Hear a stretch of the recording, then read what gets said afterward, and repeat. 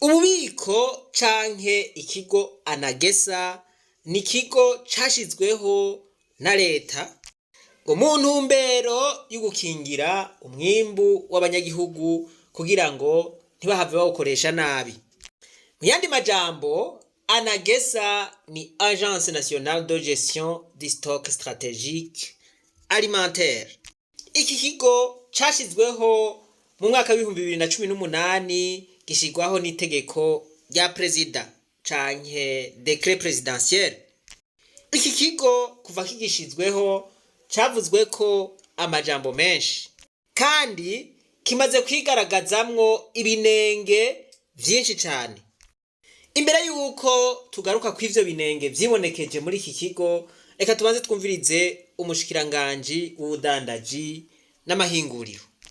Mu ntumbero yo gushira mu ngiro itangazo ryo kuwa 9 mu kwezi kwa mbere umwaka wa 2024 rijanye n'itunganywa ry'umwimbu w'ibigori mu gice ca mbere cirima umwaka wa 2024, ubushikiranganji bw'ubudandaji, gutwara abantu n'ibintu, amahinguriro n'ingenzi bufadikanije n'ubushikiranganji bw'ibidukikije, uburimyi n'ubworozi buramenyesheje abenegihugu muri rusangi ko igurwa ry'umwimbu w'ibigori rigiye gutangura ku giciro cashinzwe c'amafaranga 1,700 ku kiro. Ivyo navyo bikazorangurwa n'ikigo ANAGESSA kijejwe gutunganya umwimbu. Igihe co gutangura kugura no kwegeranya umwimbu w'ibigori ni kuva ku musi wa mbere igenekerezo rya 19 ukwezi kwa kabiri umwaka wa 2024, bikazobera mu mazone yose agize igihugu cacu ciza c'Uburundi. Abarimyi basabwa gushora umwimbu w'intete z'ibigori zumye neza kandi zitagiramwo umucafu, kugira ngo ntihagire uwikika mu kiza ngo ashorere ikigo ANAGESSA ivyo atarimye. Haramenyeshejwe ibi bikurikira. Mubanze mwumvirize ibintu vyose bisabwa ku murimyi. Umurimyi yiguriye amase, umurimyi yirimiye, umurimyi imbuto yari iwiwe, umurimyi yibiriye icuya. Mubanze muvyumvirize. Ubwa mbere, umurimyi wese azoshora umwimbu wiwe azokwandikwa mu gitabo arico twita registre n'abajejwe kwakira umwimbu wo mu kigo ANAGESSA, kandi bisabwe ko araba neza ko ibiro bamwandikiye bihuye n'amafaranga yahawe. Uwugurishije umwimbu wiwe azoronswa urupapuro arigo reçu rwerekana ibikenewe vyose vy'umwidondoro, amazina, umutumba, ibiro agurishije ndetse n'amafaranga ahawe n'ibindi. Aho gapapuro basabwa abenegihugu kukabika neza kuko niko kazoheza kakabafasha kugura ibigori mu ba mbere mu gihe bazoba babikeneye kubigura bimaze gusubizwa ku masoko n'ikigo ANAGESSA. Aha rero nivyo ntawase yuko umugambi wari mubi, ariko umugambi wose biba bikwiye yuko ubanza ukigwa neza imbere yuko ushirwa mu ngiro. Umviriza namwe, umunyagihugu bamutwaye ku nkoni wadandaze umwimbu wiwe ntahave awonona. Nivyo hariho abanyagihugu bigenza nabi, umwimbu bimbuye bakawufata nabi, bagatangura kukoresha uko bidakwiye. Ariko naho nyene ubabwiye uti zana umwimbu wanyu muwushire ngaho tubagurire, kugira ngo ejo niyo mwasubira gukenera ivyo muyikorako muze mubironke atakibazo. Ico ni ciza. Aha ntimwumva yuko bazobagurira ku 1,700. Ingorane rero iciba nuko abanyagihugu babitanga, hanyuma mu nyuma bagiye gusubira kubikenera bagasanga vyazimvye. Uwo munyagihugu ntimwumva yuko abazimbwe, ntimwumva yuko baba bamufashe nabi ku mwimbu yabiri yakuya. Umwimbu ariwe yirondereye amase, eka akavomera, agacumukura hanyuma bikarangira wa mwimbu awuhombeyeko. Murumva yuko awudandaje kuri make agasubira kuwugura kuri menshi, murumva yuko aba yahomvye. Aya makenga rero niyo n'abakenguza amateka bafise. Ngaruke ku nyama gatoyi. Ndumva yuko leta mvyeyi by'ukuri gushinga ibiciro na cyane cyane nko mu bidandazwa by'ukuri leta ifise mu kuboko birumvikana. None zijya nka mwashinga ibiciro zororewe he? Nizo muri izabu kugira ngo muvuge muti twebwe turavye ingene ino nka yorowe kubera ko ari bya leta, turavye amafaranga by'ukuri yogugwa aya. Nja nibuka mbuzi cyo kubera iki, ndibuka umunsi umwe nyene cyubahiro mu gice cy'Uburundi yari yagiye kuraba imirima yiwe mu ntara ya Bubanza, aho by'ukuri abantu bariko baridoga. Hanyuma aravuga ijambo kandi rikomera, avuga ati none jewe nzofata umwanya wo kurima, mwebwe mutarimye nje ndabaha umwimbu wanje kuri gusa. Mbega ujya mworozi w'inka mwaraharuye musanga by'ukuri utegeza kumugurira mu gihe yodandaza 10,000 iyo bayungutse ko mutazi izo nka ingene zorowe, usanga bivana n'ingene umwe wese yayironse. Ni gute mushobora gufixa igiciro c'ibintu mudafise ko control? Kuko jewe inka yiwanje noroye ivyo ndayiha mwebwe ntavyo muzi. Kugira ndayigurishe rero ntegeza kuraba mbega ivyo nashizemwo ndunguka canke ndahomba. Ubwo nimava musanga mwamushikiranganje tuhava tugaruka kuri bya bihe mwatubwira ngo ibigori byacu tubidandaze, mugaca tukabidandaza ku mafaranga make, hanyuma tugiye kubigura tukabigura amafaranga menshi. Ico gituma usanga umwene gihugu rimwe nawe bati none umwimbu wanje ndawutange muri leta, ngeze kuwugura bace bangurisha amafaranga menshi kubera iki ndawutanga. Aka rero niko narondera murantunga. Umwene gihugu wo ku murenge, dufate ku murenge wa Mpayinka, murahazi ku murenge mwebwe. Bo reka dufate Kaburantwa murahazi. Bo beashaho dufate hehe? Reka dufate mu Gahago. No mu Gahago ntaho muzi ndafise ubwoba. Reka dufate umwene gihugu wo mu Kajabure, naho nyene muhava mutamenya.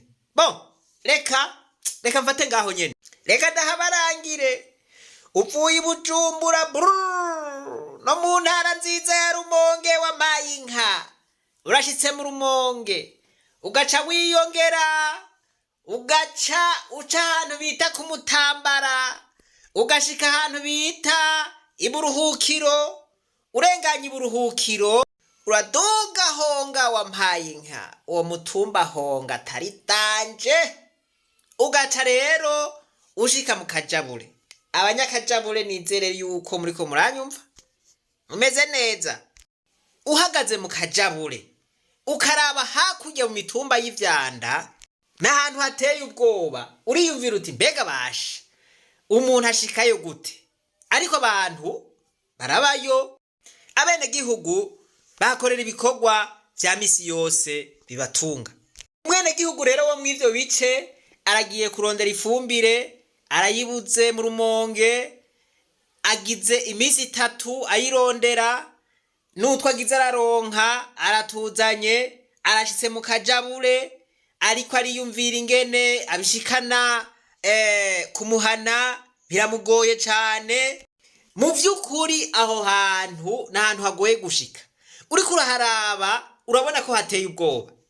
Uwo munyagihugu ari yarangije akubise article 15, arashikanye wa mwavu, arateragiye za ndimiro ziwe, hanyuma arageze kwimbura. Urumva ukuntu yagiye kugura umwavu, ukuntu yabishikanye, ukuntu azobishikana kwibarabara, kandi ni kibazo ca gisirikare. We rero ntuzi n'ingene vyamugendeye, uri umushikiranganje canke uri umuyobozi kanaka. Ivyizo ngorane uwo mwene gihugu yagize nta n'ikintu na kimwuzi, uciye urengera kw'izunzu ry'inzu. Gwikiro c'ibigori umwene gihugu azokidandaza aya. utize n'ibintu byinshi canke n'ingorane uwo mwene gihugu aba yahuye nazo kugira ngo aronke uwo mwimbu. Umwene gihugu yaziga akarusho, yaziga inyungu muri wa mwimbu, mugabo wowe uciye ushira ku mafaranga makeya. Umwene gihugu ntubona ko hejeje kumukubita ku ntoke. Rero niho uyu mwubahwa avuze ati abene gihugu bamwe bamwe baca bagerageza kunyegeza uwo mwimbu kubera utabuzi ingorane baba barahuye nazo, kuko wewe uba uwo mwimbu wawushize ku mafaranga makeya yawutanga, nawe hageze kuwurondera agaca awugura ku mafaranga menshi. Aho ntimwumvaga yemwe ko abene gihugu bafatwa ku nguvu? Kugira ngo hasuzumwe neza ko umuntu ashoye umwimbu yirimiye, umuntu wese azoba ashoye umwimbu ungana canke urenga ibiro 500 vy'intete z'ibigori ategerezwa kwerekana urupapuro yahawe kugira agure ifumbire yakoresheje, kuko aba yakoresheje umwavu mwinshi bagura ari uko baronse uruhusha rudasanzwe. Mu gihe naho yoba yakoresheje umwavu w'ikirundi, bisabwa ko umukuru w'umutumba n'umufundi w'indimo wo ku mutumba uyo murimyi avako canke arimirako batera igikumu imbere y'izina ryiwe mu ntumbero yo kwemeza yuko uwo murimyi akoresha umwavu w'ikirundi canke uwundi mwavu. Abo bizoboneka ko bashoye umwimbu mwinshi cane, hazokorwa isuzumwa kugira ngo hasuzumwe neza uko itongo barimemwo ivyo bigori ringana. Aho bizogaragara ko abajejwe intwaro n'uburimyi ku mutumba bemeje ko umuntu yashoye umwimbu mwinshi wiwe ariko atari uwo yirimiye, uwo murimyi yabeshe nabo bose bateye ibikumu bemeza ibinyoma bazohanwa hisunzwe amategeko. Ubushikiranganji bujejwe intwaro mu gihugu, umutekano n'iterambere rusangi busabwe gufasha nk'uko bwahora kugira ngo ico gikorwa kigende neza. Bigiriwe i Bujumbura igenekerezo rya 14 ukwezi kwa kabiri umwaka wa 2024. Ivyo byo gufata ku nguvu umwene gihugu akadandaza umwimbu wiwe kuri make hanyuma akazogura kuri menshi, uwo mwimbu umwene gihugu aba ariko arasabwa ngo azane ku giti ku nguvu, usanga uwo mwimbu awuzaniye abarongozi akaba aribo bidandariza. Ivyo rero biramaze kugaragara yuko uwo mwimbu w'abene gihugu ucudandazwa n'abarongozi, amafaranga bakishirira mu mifuko yabo. Itegera cy'umugenduzi w'igipolisi aragiriza bamwe mu bajeje intwaro ko mu yegeranwa ry'umwimbu w'ibigori ryabaye umwaka uheze harabagurishije umwimbu wari wegeranijwe, agasaba ikigo kijeje kwegeranya umwimbu w'ibigori ANAGESSA gutomora neza ingene umwimbu uzoba wegeranijwe mu mazone uzocungerwa, hamwe no gutomora ikibazo kijanye n'abarimyi na cyane cyane wo ku mupaka w'u Burundi buhana na Tanzania baja kurimira muri ico gihugu bakimburira mu Burundi. Ni nkuru ya Wiri Kwizera. Nkuko bishikirizwa n'umuyobozi w'igipolisi mu karere k'uburaruko, igikorwa cyo gucungera umwimbu w'ibigori uzoba wegeranirijwe ku mazone ni igikorwa kitoroshe. Abaza nimba ANAGESSA hari ico yoba yarategekanirije umupolisi azoba acungereye uwo mwimbu. Umva dufise akazi gatoroshe, mugabo nk'umupolisi tuzorungika akirirwa kwiyo centre de collecte muri sécurisation, umwe bita tikiro wite tino nzokwiriga ubusa bizogenda gute. Kuri ico kibazo umushikiranganje w'intwaro yo hagati mu gihugu, iterambere rusangi n'umutekano arafise ica kivugako. Nejo nayo n'abapolisi muhaye amamisyo ponctuelle kugera tumuha kiro bitagenda twaye muri cyamwipanga kungene mu baroreza kasa kamisi yose. Icegera c'umugenduzi mukuru w'igipolisi asaba ikigo ANAGESSA gutomora neza ingene umwimbu uzoba wegeranijwe uzocungerwa, kuko mu yegeranywa ry'umwimbu riheruka hagaragaye abajejwe intwaro bihaye kugurisha umwimbu wari wegeranijwe. Fwara abajejwe intwaro bahitana wa mwimbu wari wegeranijwe barawudandaza, amafaranga bakubita ku mufuko. Mwumve bavuze ngo abajejwe iki? Abajejwe intwaro. Abari bajejwe kurabira abanyagihugu nibo bafukamye mu nda. Murumva ako kantu? Abantu barahejeje kwegeranya umwimbu awushize mahanga.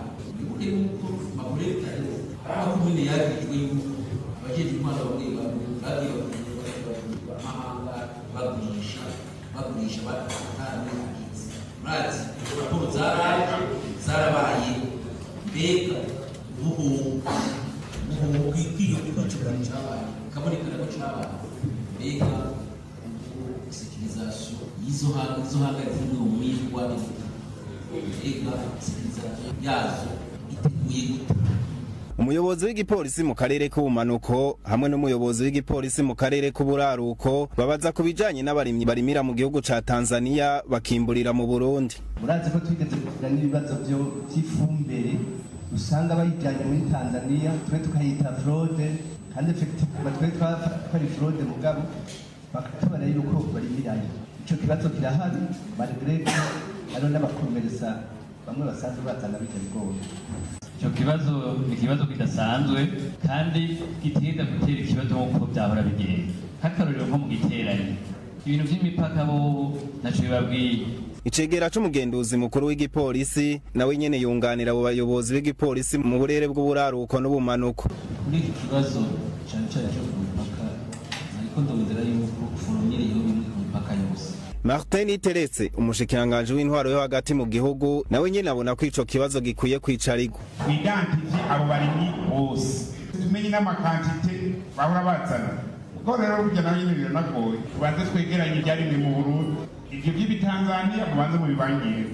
Ivyo biruko mu gihe umushikiranganje w'ubudandaji gutwara abantu n'ibintu amahinguriro n'ingenzi yasohoye itangazo ku igenekerezo rya 11 kwezi kwa kabiri uyu mwaka turimwo rivuga ko igurwa ry'umwimbo w'ibigori rizotangura kuri uyu wa mbere igenekerezo rya 19 kwezi kwa kabiri uyu mwaka turimo.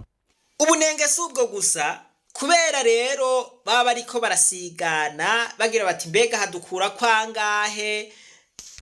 Muribuka yuko umwimbu waboze bivuye kuki bivuye mu kurindiriza ivyo vyimburwa. Murazi yuko ibintu vy'amasoko biba biteye ikibazo bavuga bati isoko turi hende naka ni watanga menshi dukura kwaya vya vyimburwa birateba birabora. Murumva yuko iyo ari yindi ntambamye ikomeye. Umunyagihugu araza kumenya igiture kiriko kiraribwa n'umushikiranganje. Wohona urora kimenya wo ucuvuga ngo umunyagihugu ngo wikarusi ngo uravuga ngo ibituri yavuga icyo ashobora kubona umunyagihugu ni umupolisi yamwatse roti ya 2 umunyagihugu adenonsi ikinyagihugu nta nicyo afisa denonsa nacazi ibintu ariko birasopana hejuru abizi uba abashobora ko arakoza amakoza muri ANAGESSA mu masoko canke nibiki abamenyeraye. Voilà, ibi ni ibintu vy'ibiturire byo ku rwego rwo hejuru bikorwa nabo bantu nyene bibihangange hariya. None iki kintu ANAGESSA cakozwemwe amanyanga ateye ubwoba. Numva yuko kuva hasi gushika hejuru abajejwe intwaro aribo bironkera inyungu ku munyagihugu yagotse kugira ngo aronke uwo mwimbu. None haje wombwira yuko haje kugira bibora atari abantu baridiye ngo bibirindirize ngo je nshako nakazobigura ngo uya ngo nanje poja hari kindi kiza kubiboza kije. Muri rusangi dufise abarongozi b'abanyonozi badakunda umwene gihugu badakunda inyungu z'umwene gihugu bakunda inyungu zabo gusa. Mu majambo make uwo mugambi naho woba wari myiza wakozwe gihutihuti kandi ingorane murumva yuko zica zigirwa n'abene gihugu. Abapolisi ivy'igipolisi ntibitomoye neza ivyo abantu barimiye hanze bakaza kwimburira mu Burundi ntibitomoye neza ivyo bategerezwa kuba bavyize. Hanyuma murumva yuko n'abajejwe intwaro baca bikora kuri uwo mwimbu. Dusabe ko leta mu gukora umugambi kanaka yobanza ikawiga ko neza kugira ngo ntibihave bitera ingorane mu gihugu canke bitera ingorane abanyagihugu. Hanyuma bakaboko nabo bagahanwa vy'akarorero kugira ngo abandi ntibazosubire kubikora bazotinye. Imana nibahezagire cane. Reka twibandanirize rwa rugendo rwacu maze tugaruze umunezero Satani yatunyaze. Umuntu atarashika mu icuro ry'abarundi bose turamuhaye kaze. ntimwibagire kugira subscribe, jeme na partage.